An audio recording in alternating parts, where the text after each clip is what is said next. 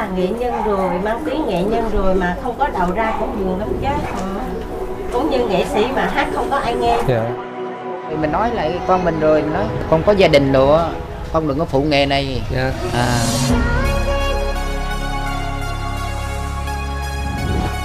Cha mẹ mất thì truyền lại cho con. Như vậy mình làm là coi như được 30 mấy năm nay.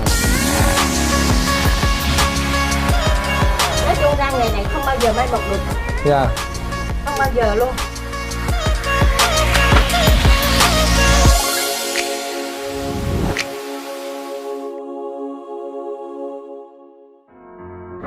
Rồi có lẽ là quý vị và các bạn cũng đã xem qua cái clip trước đó là Coleman đã có một cái buổi trò chuyện với một trong những số ít nghệ nhân làm gốm truyền thống tại huyện Bắc Bình.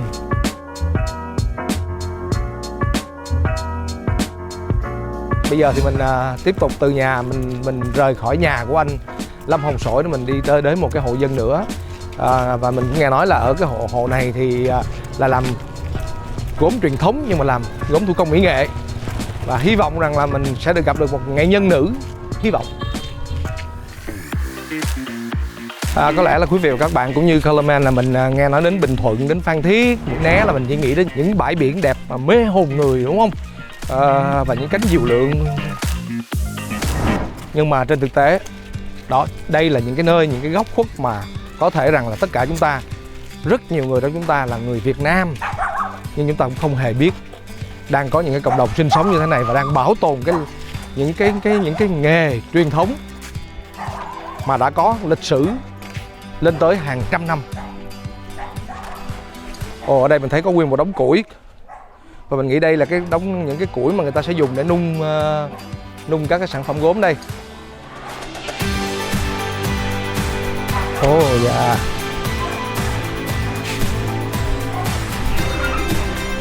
Và đúng như muốn gì ước gì được nấy, mình nghĩ cái số mình may mắn vô cùng. Mình đã ước gì gặp được một nghệ nhân nữ, thì cuối cùng mình đang tìm đến một cái hộ, và mình nghĩ chắc chị là nghệ nhân nữ đây.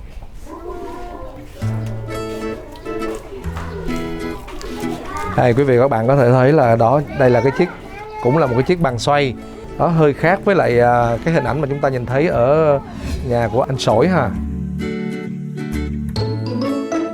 Nhưng mà cái cách mà làm nhào nặng gốm thì cũng giống y như đúc, không có gì khác. Tất cả mọi thứ là làm bằng tay rất là đều. Chị đang nặng cái bình gì á chị? Làm cái này mới lò. Cái này lò hả chị? Nhưng mà cái này là làm bên truyền thống. Dạ. Bên đây mình có làm hai thứ. Dạ. Bên truyền thống và bên mỹ nghệ. Chị làm luôn mỹ nghệ hả chị? Chị có làm mỹ nghệ, có một số mỹ nghệ ở trong nhà đó. Dạ. Nhưng mà cái mỹ nghệ á là người ta có tuyên vương chị là nghệ nhân. Dạ xin lỗi chị, quý danh chị tên gì ạ? Đặng Thị Hồng. Đây là chị Đặng Thị Hồng. Hình như hồi nãy anh Sỏi cũng có nhắc tên chị á. Em nghe anh Sỏi nói chị ngoài 60 rồi hả? Không, 49 à. 49 hả? Nó nói giỡn vui á. Anh nói là gì 6 mấy rồi. Nội trong nghệ nhân đi học á là chị là trẻ tuổi nhất. Dạ. Lúc chị đi học chị có 39 tuổi à. Vâng. Còn bên này là bên truyền thống này là mẹ dạy làm. Dạ. Nhưng mà trước nhất là mình làm truyền thống rồi. Còn làm nghệ nhân đó, làm bên mỹ nghệ là nhà nước có đào tạo đi học. Nhà nước có đào tạo đi học 2 tháng bên Bầu Trúc á. Về nhà mình làm. Bên truyền thống này là có đầu ra. Dạ. Còn bên mỹ nghệ không có đầu ra. Tại sao vậy chị? Em nghĩ mỹ nghệ nhiều người thích hơn chứ. Nhiều người thích nhưng mà hình như người ta không có giới thiệu lên trên trang web hay là trên mặt hàng mình. Tại vì em thấy gốm người mỹ nghệ Bầu Trúc này bán rất được ha. Mà gốm ở Bình Đất lại không có được. Thành ra mình phải chuyển qua về nghề truyền thống lại. Còn thật ra là mình yêu thích nghề mỹ nghệ hơn. Thì nó mang tính nghệ thuật hơn phải không? Đúng chị? Rồi. Đa dạng, đa mẫu, mình sáng tạo nhiều lắm. Chị bắt đầu làm quen với gốm từ năm nào chị? 18 tuổi. 18, vậy là hơn 30 năm rồi. Đúng rồi. Mình đi học bên mỹ nghệ là hồi lúc chị 39 tuổi thì học, năm nay là 49 là 10 năm. Vậy là chị làm gốm mỹ nghệ mới 10 năm thôi. Còn truyền thống thì là 30 năm. Nhưng mà cuối cùng thích làm mỹ nghệ nhưng cuối cùng lại không được làm mỹ nghệ. Mỹ nghệ Dạ. Nhưng mà nhà chị bây giờ còn ai theo nghề không? Hay là chỉ có mình chị thôi? Có đứa con gái nữa. Dạ. Đứa con gái là nó cũng nói chung là cũng biểu nó làm, nhưng mà nó nói thôi nghề này con thấy làm Cực quá hả? cực quá với lại Dạ. mà cũng có làm. Dạ. Có làm. Thời gian rảnh nó cũng phụ làm vô. Dạ. Như vậy thì em thấy chắc là mình em thấy tình hình này chắc là cái nghề này chắc trước sau gì cũng mai một hết chứ đâu có thế hệ kế thừa đâu hả chị? Nói chung ra nghề này không bao giờ mai một được. Dạ. Không bao giờ luôn. Ví dụ trong xóm mình á, Dạ. thay vì hồi đó làm 100 người đi, Dạ. bây giờ cũng còn 80 người. Vâng. Mà cái thế hệ của chị cũng đang lên còn mà. Dạ. Chỉ sợ là cái bên khâu đất này không có, Dạ. cái gì làm. Đúng rồi, không có nguyên liệu Không á. làm. Mà đất này mình lấy ở đâu hả chị? Đất này á, là lấy ở trên xung quanh, nhưng mà cái ở trên đó á, là không phải làng mình. Dạ. Nếu mà làng mình thì mình sẽ dành một khúc mình làm. Dạ. Còn này làm của làng của Làng người của người khác. ta. Muốn á, làm á, làm sao cho nhà nước đào tạo sao mà có nguyên liệu làm thì được rồi. Dạ. Không bao giờ mai một được. Rồi bây giờ mình làm qua mẫu mỹ nghệ. Dạ. Đây mọi người hãy xem chị làm một cái sản phẩm mỹ nghệ đơn giản nha. Mọi người xem thử nha.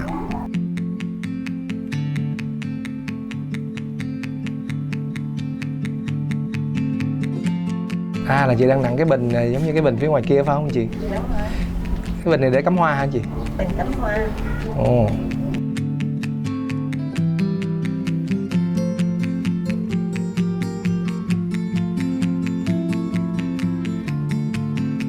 Ồ, chúng ta thấy cái chân của chị Hồng thoăn thoắt rất là hay nha. Vừa tay vừa chân. Tay một bên, còn chân cái gì tay á mình kéo một bên này, còn mình kéo không đều hai bên luôn, nó đẹp. Nó chắc nữa. Dạ.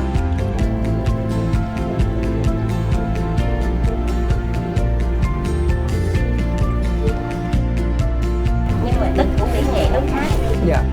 Đất mỹ nghệ nó khác, còn đất này nó khác hơn. Đất này làm bên truyền thống, còn đất mỹ nghệ nó có hai loại. Tức là mỹ nghệ cao cấp hơn thì nó là loại đất khác hả chị? Tức là mình chỉ làm cho các bạn coi vậy thôi, còn Dạ. nếu mình làm bên mỹ nghệ á, là mình làm có cái số đất ghi. Dạ.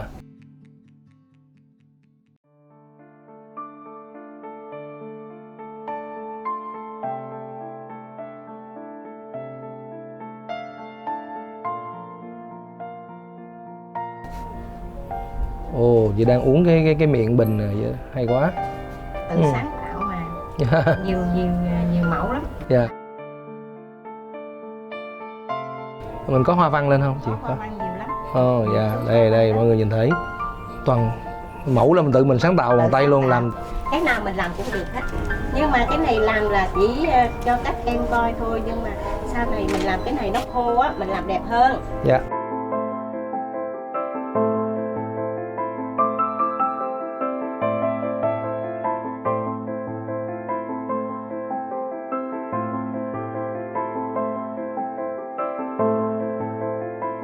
Đã là nghệ nhân rồi, mang tiếng nghệ nhân rồi mà không có đầu ra cũng buồn lắm chứ. Dạ. Cũng như nghệ sĩ mà hát không có ai nghe. Dạ, giống như nghệ sĩ mà không đi hát vậy.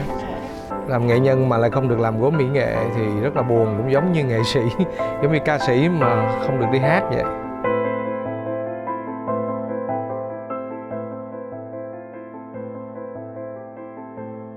Dạ. Rồi chị mời các em vô đây quay một mớ đồ mỹ nghệ. Dạ vâng rồi, dạ.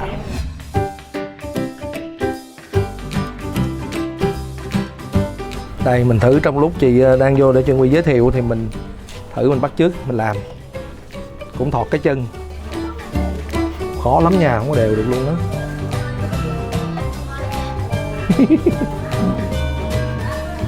Được ta hay vậy ta, đều lắm luôn á.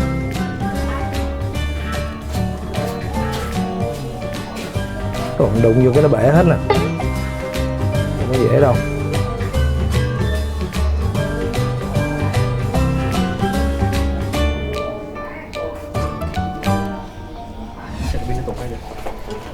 Ồ. Đó, nghệ nhân nó có bằng đó. Nhiều bằng đó. Đây có huy chương của đi Huế tặng luôn. Dạ. Huy chương đây. Đây, thị trường đó. Đó. Ồ. Thị trường. Là cái đợt đi học á hả chị hay sao? Cái đợt đi làm xong về. Dạ, đi rồi thi. xong nhà nước đào tạo mình đi. Dạ. Đi coi như Là là bầu đi trúc du á. lịch á. Dạ, đi dạ. bán quảng cáo mấy mặt hàng này đó.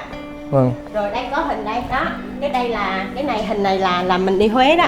Mình đi Huế bán. Còn cái hình này là mình đi học ở Bào Trúc. Lúc này chị bao nhiêu tuổi chị? Lúc đó là 34 tuổi à. 34 tuổi rồi, cách đây 15 năm. Cách đây 15 năm là lúc đi học. Rồi học về là làm. Còn mấy cái bằng này là mỗi một năm là đi nhà nước Dạ. biểu mình đi làm nâng cao tay nghề á. Dạ, dạ. Năm nào cũng phải đi nâng cao tay nghề. Năm nào cũng đi ở chỗ gì bảo tàng này nè. Dạ. Mình là người năm nào cũng đi nhưng mà hầu như là năm nào cũng đoạt giải nhất hoặc là nhì. 5 nghệ nhân đi thi nhưng mà Dạ. nhất nhì hoặc là 3. Chị là Đặng Thị Thu Hồng. Đúng ra là Đặng Thị Hồng nhưng mà nó cấp bằng nhiều lắm, nó cứ nói đổi tên là khác lại Đặng Thị Thu Hồng nữa. Đúng ra là Đặng Thị Hồng trong khai sinh mà. Dạ, trong khai sinh là Đặng Thị Hồng. Tại em thấy đây để Đặng Thị Thu Hồng nữa. Mà một nghệ nhân làm mà thành 2 tên. Đặng Thị Thu Hồng rồi biết sao đây nữa. Chuyện như đùa. Đó, mọi người cũng thấy đó ha, là cái nghề làm gốm truyền thống của tay của Hồng làm đó. Dạ, ở thôn Bình Đức này mọi người thấy. Dạ. Đủ thứ mẫu, đủ thứ kiểu. Đây các loại bình đây phải không chị? Đó. Cái này là đoạt giải nhất rồi năm 2007. Dạ. Wow. Rồi cái bình này là tự tay mình làm, tự tay mình sử dụng và mình cũng làm những mấy cái mẫu này mình đi về mình trồng bông hoa cũng được nữa. Đó mình trưng lên đây. Đây nè, cái bình này là rất là đặc trưng của người Chăm nè phải không chị? Đúng rồi, đặc trưng của người Chăm luôn á. Thôi để chị các cô gái hay ấy lắm ha. Dạ. Không biết mình quay vậy mình nói gì ước làm sao mà có đầu ra để mình làm cho. Dạ thì đó. Dạ vâng. Con cảm ơn các em, ước làm sao mà các em có tiếng nói hơn chị. Dạ. Để là các em kêu gọi được Mạnh Thường Quân. Dạ. Giúp đỡ cho chị cũng được. Dạ. Nói chung ra là chị thì biết làm nhưng mà chị không có tiếng nói bằng các em. Dạ. Thì chị cũng mong cầu sao, tha thiết làm sao mà các em được tiếng nói để cho chị được đạt thành. Dạ. Bên truyền thống này là có đầu ra, còn bên mỹ nghệ không có đầu ra. Còn thật ra là mình yêu thích nghề mỹ nghệ hơn, đa dạng, đa màu, mình sáng tạo nhiều lắm.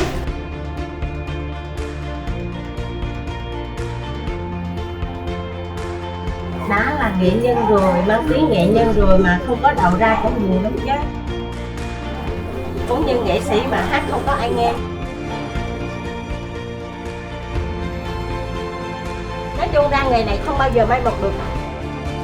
Không bao giờ luôn.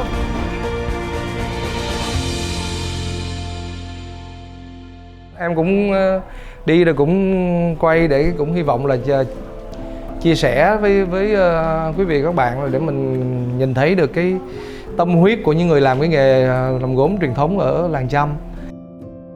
Nỗ lực bé bé của mình thì cố gắng đi để làm sao mà tìm kiếm về những cái làng nghề truyền thống và giới thiệu đến tất cả quý vị và các bạn. Cũng hy vọng là sẽ có những người quan tâm và giúp đỡ để cho các làng nghề truyền thống của chúng ta được bảo tồn. Bảo tồn được làng nghề tức là bảo tồn được văn hóa, và bảo tồn được văn hóa thì có thể bảo vệ được tất cả mọi thứ giá trị của dân tộc. Cảm ơn chị Đặng Thị Hồng, nghệ nhân Đặng Thị Hồng đã dành cho Clement một cái buổi trò chuyện rất là thú vị ngày hôm nay.